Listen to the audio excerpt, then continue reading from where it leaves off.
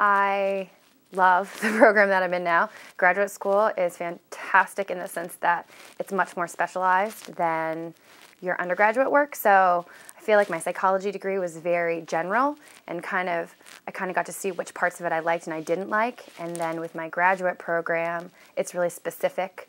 I get to actually use the information on a daily basis, and it's the professors, you just have a much different relationship with them. The classes are smaller.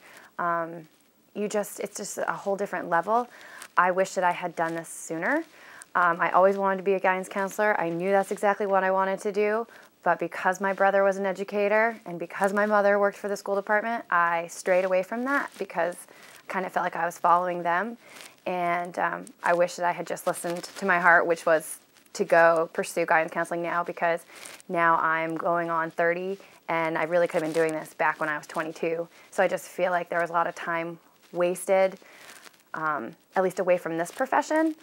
I appreciate the experiences that I had, but I wish that I'd just gone for it earlier.